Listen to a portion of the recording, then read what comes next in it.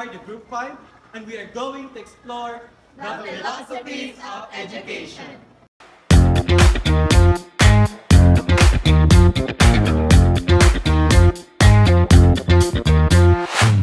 before we go to our main discussion, I would like to inform you that we answered the question or the exercise in the module, which is determining our educational philosophy.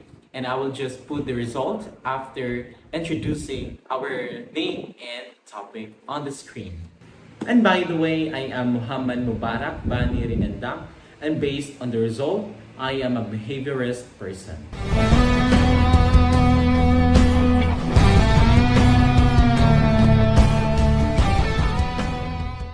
So now let's go to our main discussion, which is the 7 philosophies of education. First philosophy on the list is constructivism. Constructivism is based on the idea that people actively construct or make their own knowledge, and that reality is determined by one's experience as a learner. So basically, students use their previous knowledge as a foundation and build on it with new things that they learn. Therefore, everyone's individual experiences make their learning unique to them. It is crucial to understand as an educator because it influences the way all your students learn. If you are a teacher who appreciates the constructivist approach to learning, you understand that your students bring their own unique experiences to the classroom every day. Teachers can use constructivist learning theory to help their students understand their previous knowledge. Constructivists seek to develop intrinsically motivated and independent learner adequately equipped with learning skills for them to be able to construct knowledge and make meaning of them. The learners are taught how to learn. So they are taught learning processes and skills such as searching, critiquing, and evaluating information, relating these pieces of information, reflecting the same, making meaning out of them, drawing insights, posing questions, researching, and constructing new knowledge out of these bits of information learned. Moving on to the second philosophy of education, which is essentialism. And by the way, I am usually our affiliate.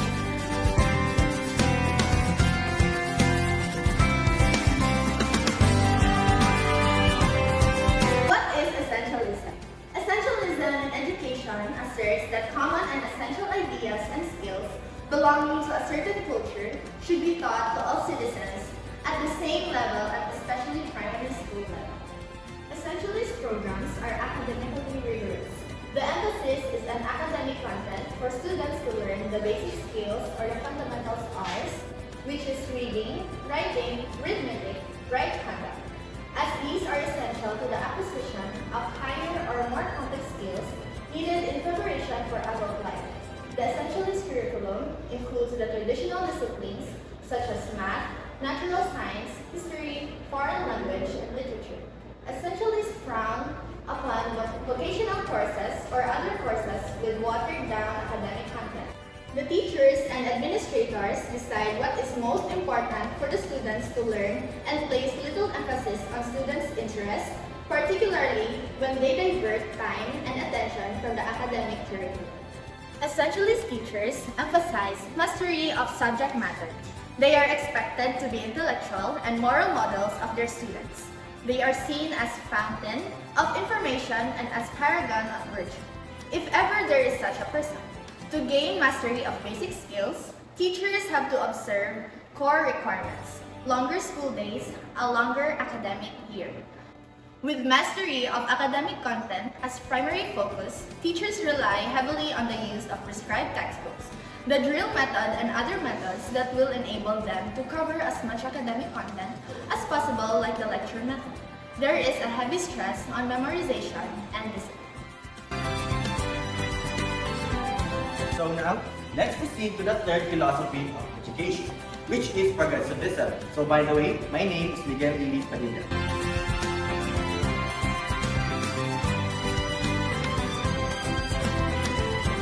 So what is progressivism? Progressivism is an educational philosophy that emerged in the late 19th and early 20th centuries, challenging the traditional teacher-centered methods prevalent at the time. It emphasizes student-centered learning, experiential learning, and the development of critical thinking skills. Why teach? Progressivist teachers teach to develop learners into becoming enlightened and intelligent citizens of a democratic society. This group of teachers teaches learners so they may live fully now, not to prepare them for adult life. The progressivists are identified with need-based and relevant curriculum. This is a curriculum that responds to students' needs and that relates to students' personal lives and experiences. Progressivists accept the impermanence of life and the imminence of change. For the progressivists, everything else changes. Change is the only thing that does not change. Hence, progressivist teachers are more concerned with teaching the learners the skills to cope with change. Instead of occupying themselves with the teaching facts or bits of information that are true today but become obsolete tomorrow, they would rather focus on their teaching on the skills or processes in gathering and evaluating information and in problem solving. The subjects that are given emphasis in progressivist schools are the natural and social sciences. Teachers expose students to many new scientific, technological, and social developments, reflecting the progressivist notion that progress and change are fundamental. In addition, students solve problems in classrooms similar to those they will encounter outside of the schoolhouse.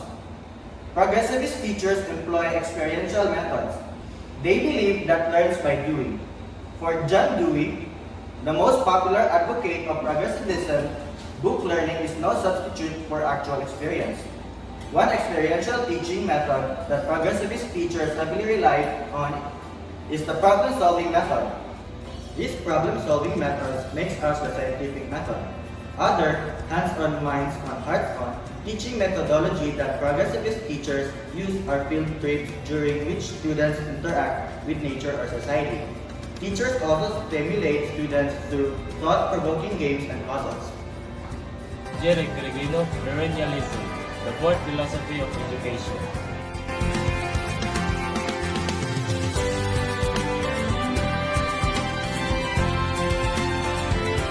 Perennialists believe that the focus of education should be the ideas that have lasted over centuries. They believe the ideas are as relevant and as meaningful today as when they are written. We are all rational animals. Schools should therefore develop the students' rational and moral powers. According to Aristotle, if we neglect the students' reasoning skills, we deprive them of the ability to use their higher faculties to control their passions and appetites. The goal of the perennialist educator is to teach students to think rationally and develop minds that can think critically. The perennialist curriculum is a universal one on the view that all human beings possess the same essential nature. It is heavy on the humanities, on general education. It is not a specialist curriculum but rather a general one. There is less emphasis on the vocational and technical education. Philosopher Mortimer Adler claims the great books of ancient and medieval as well as modern times are repository of knowledge and wisdom, a tradition of culture which must initiate each generation. What the perennialist teachers teach are lifted from the great books. The perennialist classrooms are centered around the teacher. The teachers do not allow the students' interests or experiences to substantially dictate what they teach. They apply whatever creative techniques and other the true methods which are believed to be most conducive to be disciplining the students' minds. Students engage in Socratic dialogues or mutual inquiry sessions to develop an understanding of history's most timeless concept. Examples of this is a class about religion or history, where the teacher uses a subject and instruction-based format in which all students are treated the same and which the content is the focus. Hi, my name is Saad Saleh. Let's talk about existentialism, the fifth philosophy of education.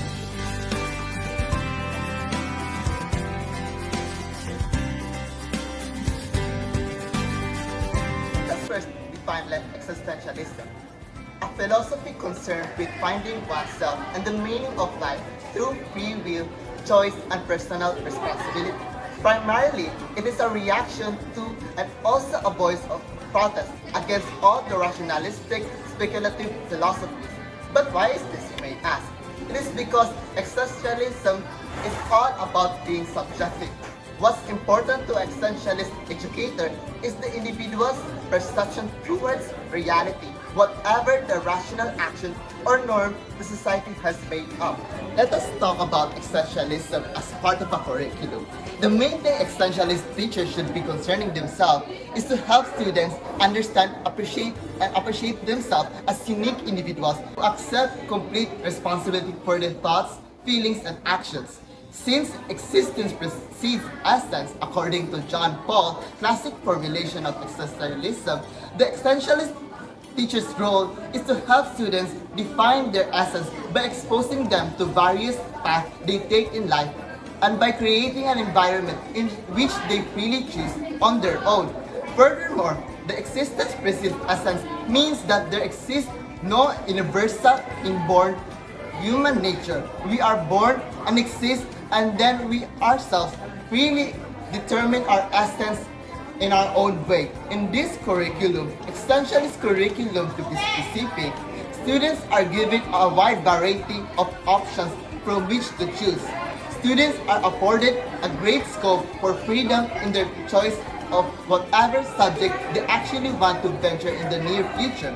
In the humanities sectors, however, are given tremendous emphasis to provide students with vicarious experience that will help unleash their own creativity and self-expression. For example, rather than emphasizing the historical event itself, essentialists focus upon the actions of the individuals that are actually involved in this said historical event and how their action resulted to this. Moreover, on the vocational education, it is regarded more as a means of teaching students about themselves and their potentials of earning livelihood on a very short period of time without having to consult on a traditional four-year college course.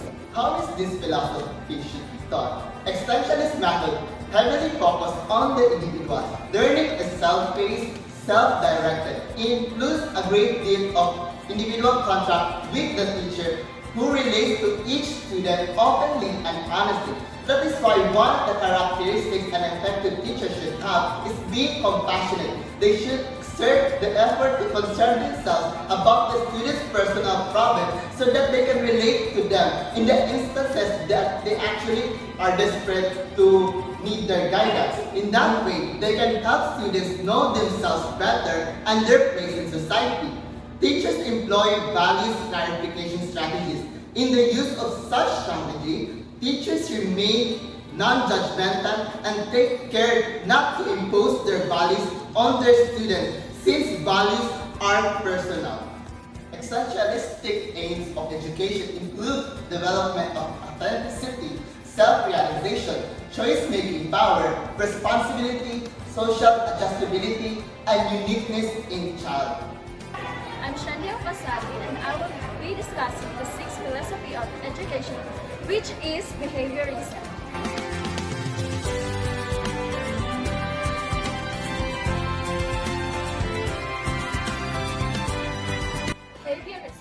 Behaviorism in education focuses on how people learn through their interaction with the environment. It is based on the idea that our behaviors are acquired through conditioning, which is a process of reinforcement and punishment.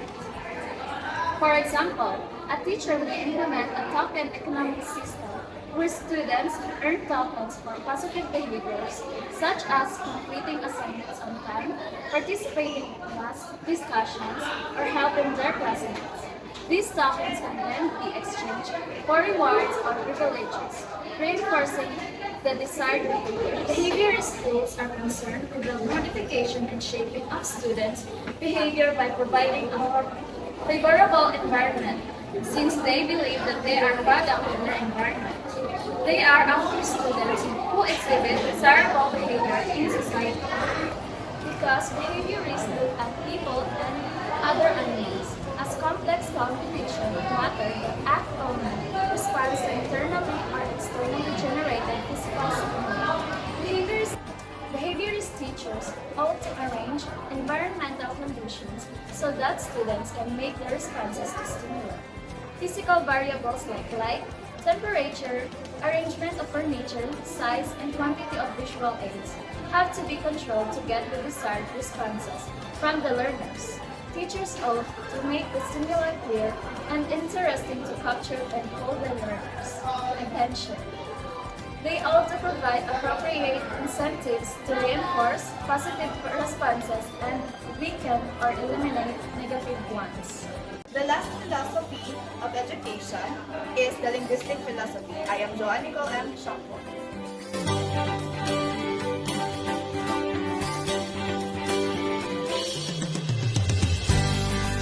Linguistic philosophy approached the philosophy common in the mid-20th century that tends to see philosophical problems as arising from inappropriate theoretical views of language and therefore as being resolved by detailed attention to the common use of expression.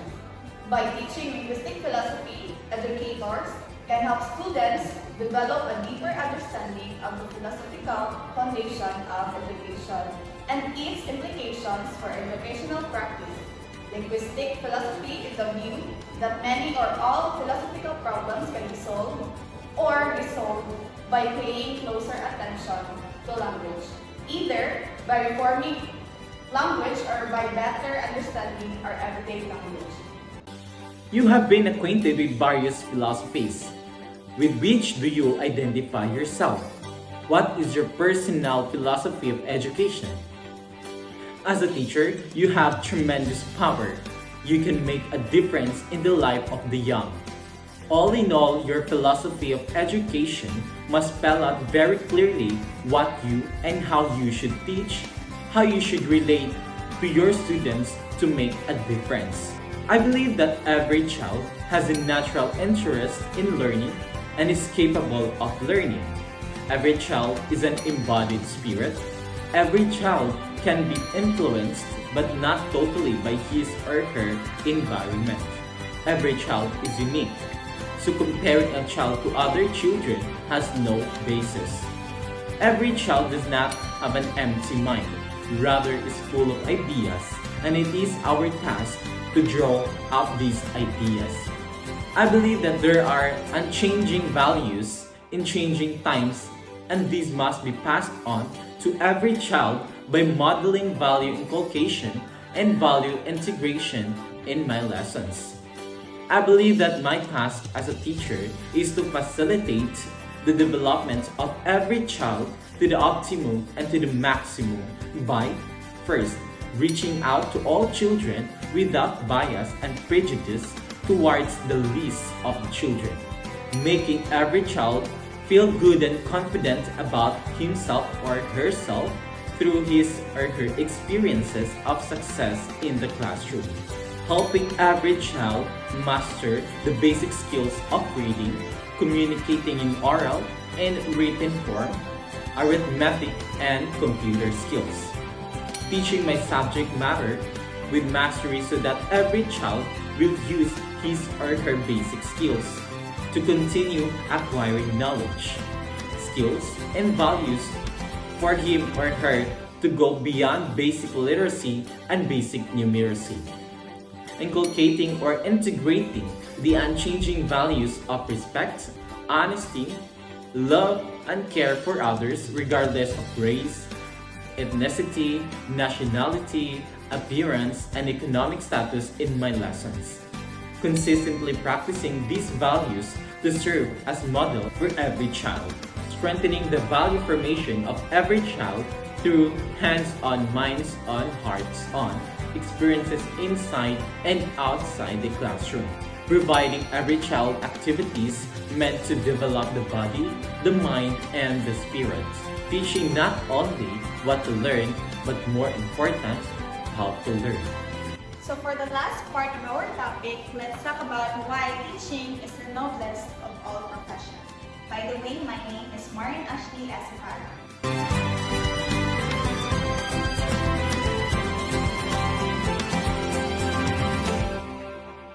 Teaching is said to be the noblest among all professions, since this has been such a great impact on shaping the next generation of our future leaders. Being a teacher is being an ultimate multitasker with endless responsibilities. This profession has the power to cure ignorance and make people's lives worth living. Almost all kinds of profession are required to undergo education. Hence, the teacher's guidance is highly necessary. As Henry Adams said, a teacher affects eternity. No one knows where his influence stops. Therefore, the lessons and influence of teachers is endless. John Steinbeck, a Nobel Pulitzer Prize-winning American novelist, claims teaching might even be the greatest of the arts since the medium is the human mind and spirit. While the artist works on canvas, the teacher works on the human mind and heart. The greatest men and women in history were teachers like Socrates, Plato, Aristotle, Confucius, Lao Tzu, Siddhartha, Gautama, and Jesus Christ. Their teachings has transformed the individual and collective lives of their followers and their worlds. Their teachings reverberate or re-echoes up to the present. An old anecdote about teaching and teachers may convince you more that you are preparing for a profession that is the noblest of all professions. It is considered the mother of all professions. Teachers have a special place in heaven. Indeed, a teacher is powerful. You are in a very noble profession where you help others become what they want to be. You are in a profession where you can touch lives and affect eternity.